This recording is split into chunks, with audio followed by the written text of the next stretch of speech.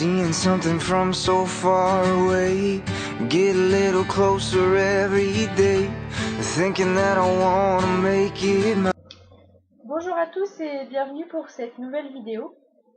Donc comme je vous en parlais ce matin sur la page Facebook, je vais vous faire un petit update de lecture pas de mes dernières lectures, mais de mes avant-dernières lectures on va dire, donc des 5 premières lectures du mois pour être plus précise.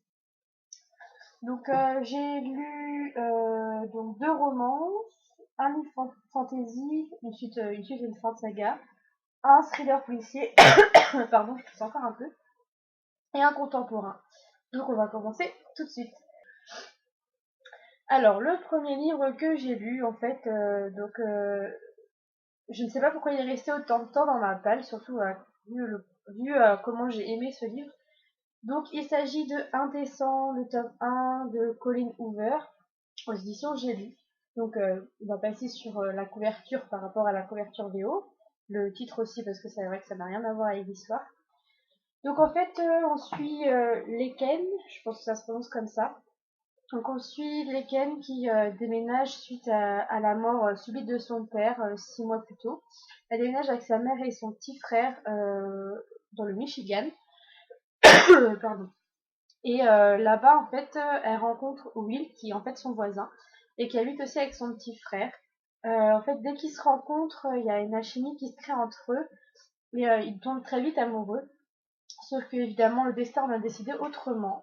Et on apprend par la suite un événement qui va venir tout chambouler. Je ne vous dirai pas lequel parce que c'est quand même la surprise du livre en fait.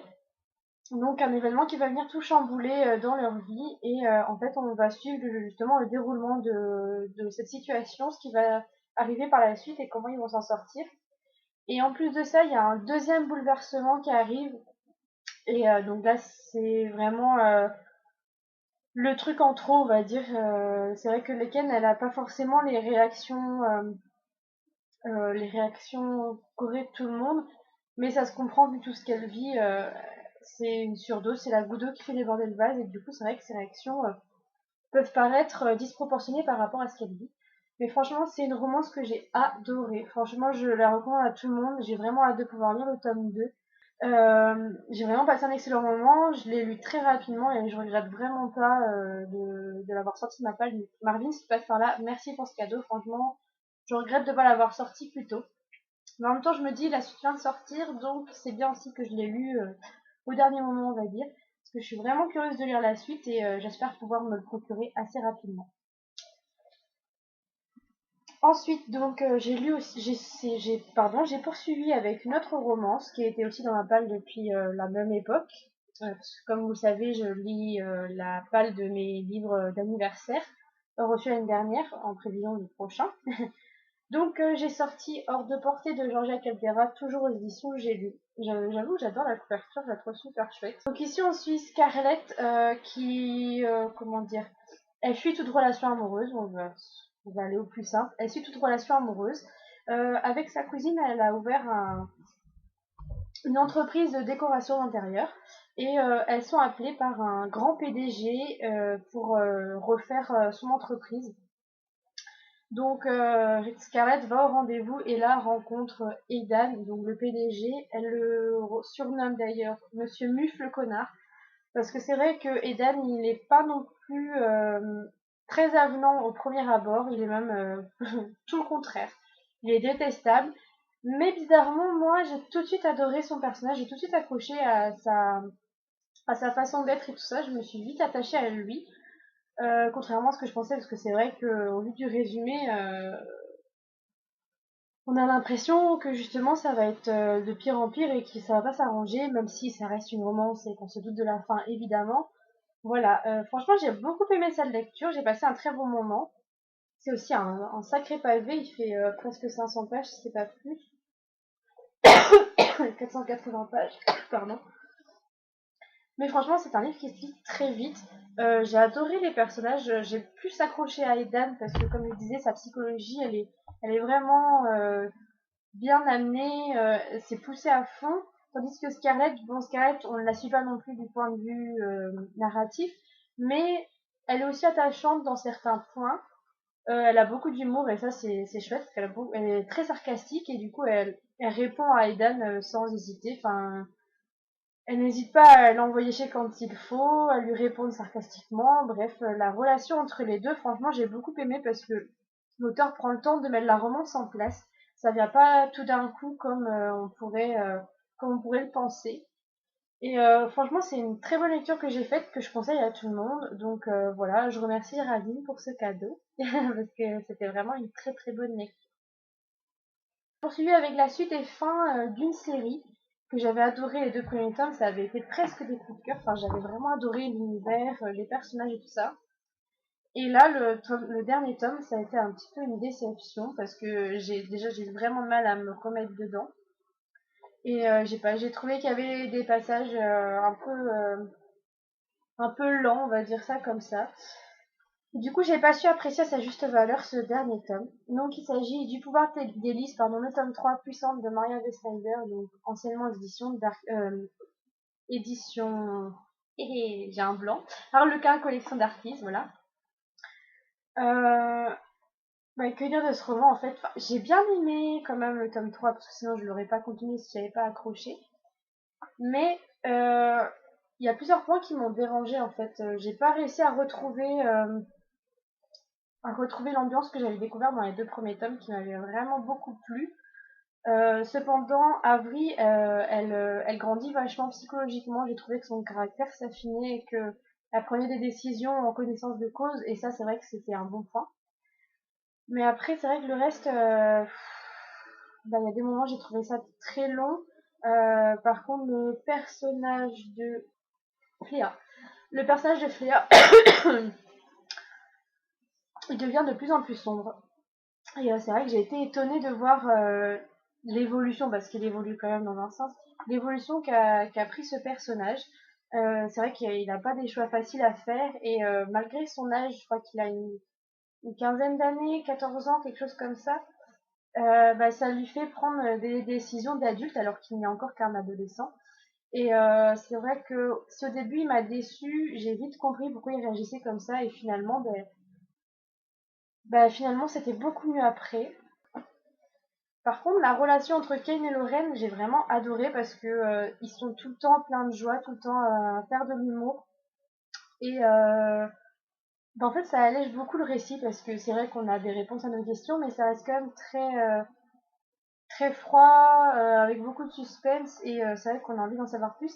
Mais le fait qu'Eken et Lorraine, ce petit duo là, rigolo, franchement, ça allège un peu le tome, et j'ai trouvé ça sympa, cette relation qu'il y avait entre ces deux-là. Même si c'est vrai que parfois, ils peuvent un peu saouler leurs camarades, on va dire ça comme ça. J'ai trouvé que leur présence apportait beaucoup au récit. Donc voilà ce que je peux en dire de cette série.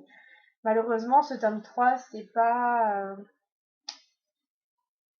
la meilleure fin que j'attendais, on va dire. Bon, la fin est jolie parce que bon, on se doute aussi évidemment de la fin, mais je ressors pas totalement ravie de ce dernier tome, donc voilà. Mais c'est quand même malgré tout une série que je vous conseille fortement parce que elle est quand même très très bien écrite et c'est très très prenant. Puis les couvertures sont magnifiques. On passera sur la couverture du tome 3 évidemment. Voilà. Cette couverture-là, merci mais non merci, hein, comme on dit. Hein. Elle est pas très très belle. Bref, c'est pas grave. Donc voilà, c'est une série que je vous conseille quand même. Je vous conseille de vous arrêter dessus si elle est encore disponible, évidemment. Ensuite, j'ai continué avec un thriller. J'avoue que sa couverture m'avait beaucoup intriguée. Elle fait quand même assez peur, je dois l'avouer. Elle n'est pas non plus très rassurante en même temps. C'est un thriller, donc c'est normal. Euh, et le résumé m'avait totalement intriguée aussi. J'avais envie d'en savoir plus. Donc il s'agit de Tu tueras le père de Sandrone Dazieri aux éditions Robert Laffont, collection La Bête Noire. Donc une toute nouvelle avec la luminosité, on voit pas très bien. Non, c'est pas grave, désolé. Hein. Donc une toute nouvelle collection qui vient d'ouvrir chez Robert Laffont, qui est centrée sur les thrillers et policiers.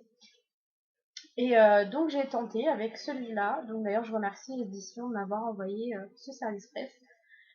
Et j'en ressors complètement chamboulée. Enfin, j'ai adoré. Franchement, c'est très proche d'un coup de cœur parce que Il est vraiment très prenant. Donc en fait, on suit deux personnages. J'ai oublié les noms, je vous les mettrai là, en dessous, quand je vais les retrouver. Si je retrouve, peut-être que je vais les retrouver là. Donc on suit d'abord une policière, policière, je crois. Bref, qui revient de l'hôpital où elle a eu un accident quelques mois plus tôt, donc elle est en réhabilitation, on va dire. Et donc son patron l'appelle pour l'envoyer sur une scène de crime. Il ne lui en dit pas plus, il la laisse venir toute seule, sans lui indiquer quoi que ce soit. Donc elle arrive sur la scène et elle découvre une femme égorgée et le fils qui a disparu. Donc en fait le père et donc le mari de la femme et du fils a comment dire a contacté la police pour parler pour indiquer, pardon, j'ai un peu du mal là aujourd'hui, pour indiquer que sa femme et son fils avaient disparu pendant qu'ils faisaient une petite sieste dans le parc. Donc tout de suite, évidemment, le père, il est suspecté d'avoir tué sa femme parce que sa femme est retrouvée juste après et d'avoir enlevé son garçon. Évidemment, c'est le suspect principal et le meilleur suspect qu'il puisse y avoir. Mais la policière, je ne sais plus comment elle s'appelle. Moi, je le trouve quand même. Bref, je vous mettrai ça tout ça là. Donc la policière trouve assez bizarre le fait que le père puisse être le suspect et ça lui fait penser à une ancienne affaire qui a eu lieu 25 ans plus tôt et dont un homme a réussi à survivre à l'enlèvement qu'il y a eu.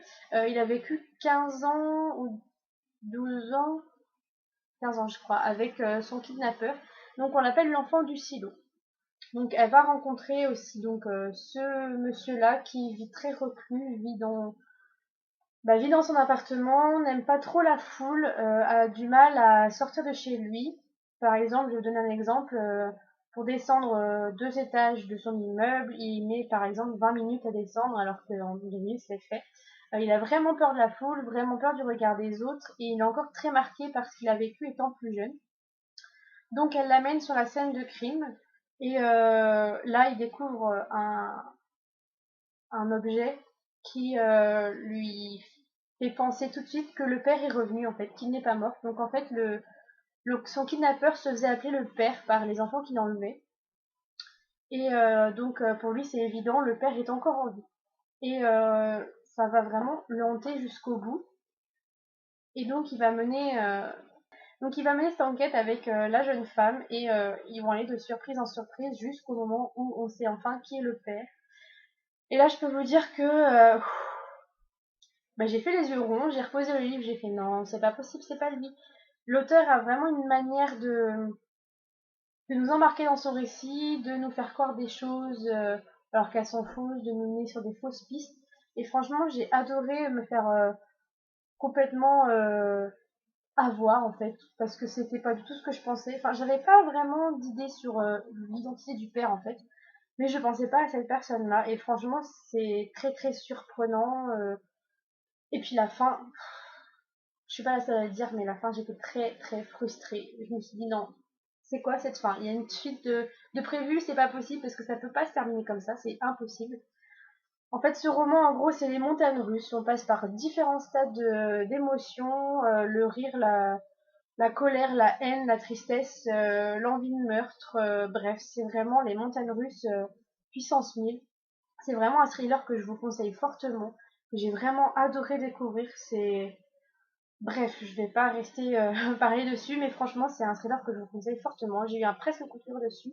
Donc voilà, moi qui ne lis pas beaucoup de thrillers, c'est que vraiment il y a du potentiel et il ne faut pas passer à côté. Voilà. Alors, et la dernière lecture, et là ça a été assez mitigé en fait. Pas une déception, mais assez mitigé. Donc il s'agit de Le prof, moi et les autres de Rachel McIntyre aux éditions Milan Collection Macadam. Donc j'adore la couverture, je la trouve très sympa, surtout vu le thème, ça colle très bien au thème. Donc en fait on suit Lara, 15 ans, qui est rousse, qui est intelligente, Donc en gros, qui a entre guillemets toutes les tares d'une adolescente de nos jours, ou d'un adolescent de nos jours, pour faire en général. Donc dans son lycée, elle est un peu le bouc émissaire de ses camarades, qui n'hésitent pas à la brimer, à l'insulter, à lui faire des menaces, à la battre. Bref, elle est, voilà, vous avez compris, elle est mal dans sa peau. Et son prof de France, la prof de français étant absente pour cause de maternité, elle est remplacée par un jeune homme qui s'appelle Ben. Et là, en fait, toutes les filles vont tomber sous son charme parce qu'en fait, il a à peu près, enfin à peu près le même âge, non, pas à peu près le même âge, mais il a une vingtaine d'années, 20, 23 ans. Et donc, il vient d'arriver et c'est sa première année en tant que prof officiel. Et Lara va tomber sous son charme. Donc voilà en gros le speech. Donc après évidemment ils tombent amoureux parce que c'est écrit dessus, je ne vous spoil pas. Alors moi ce qui m'a déplu dans cette lecture c'est la première partie, puisque la deuxième partie j'ai beaucoup plus aimé.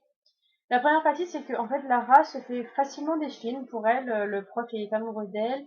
J'ai trouvé qu'elle avait des réactions de gamine malgré le fait qu'elle soit qu'elle ait 15 ans. J'ai l'impression qu'elle avait 11-12 ans dans sa tête et c'était assez déstabilisant. Le fait aussi que la narration soit écrite sous forme de, comment dire, je vais vous montrer la première page, sous forme de journal intime en fait. Ça m'a assez déstabilisée parce que je m'attendais à avoir une toute autre sorte de narration. Et voilà, c'est la première partie m'a beaucoup déçue. Enfin, je m'attendais vraiment à autre chose. Et j'ai trouvé que Lara avait des réactions vraiment gamine pour son âge, d'autant plus qu'elle est censée être en première. Enfin, pour moi, 15 ans, on n'est pas en première déjà, on est en troisième. C'est vraiment plus tard la première, mais bon, bref, ça peut encore passer, on va dire. Deuxième partie vient... Donc, je m'excuse de cette interruption, mais mon ordi a décidé de bugger juste au moment où j'arrivais à la fin de ma vidéo.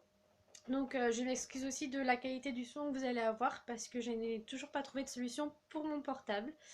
Voilà, donc on reprend. Donc je disais que c'est vrai que cette première partie m'avait assez déçue parce que je m'attendais vraiment à autre chose. Je m'attendais à une relation présente dès le départ alors qu'en fait pas du tout. Tandis que la seconde partie, elle par contre, elle m'a beaucoup plu. On voyait l'évolution de la relation entre Ben et Lara. Et c'est vrai que le professeur est quand même très touchant, très attachant. Et j'ai vraiment aimé cette deuxième partie qui a nettement relevé la note de ma lecture, ça il faut le dire. Qu'est-ce que je peux dire de plus? C'est une lecture pour les jeunes, c'est vrai, mais ça parle aussi du harcèlement scolaire et ça touche vraiment des sujets assez difficiles, donc la relation entre élèves et professeurs et le harcèlement scolaire. Et c'est vraiment très bien mené, j'ai trouvé, l'auteur s'était vraiment bien débrouillé, mis à part le côté très gamine de Lara. Euh, Mon avis général est plutôt bon, même si je ressors quand même assez déçue de ma lecture parce que je m'attendais vraiment à autre chose. Voilà. Donc c'est tout pour ce petit update lecture des 5 avant-dernières lectures du coup pour le coup. Voilà. La prochaine vidéo ne devrait pas tarder parce que je suis actuellement en train de lire la 5e lecture en cours. Donc je pense que cette semaine ou début du week-end, la vidéo devrait arriver assez rapidement. Voilà. Donc je vous fais plein de gros bisous et je vous dis à très vite pour une nouvelle vidéo. You think it's right until it's wrong.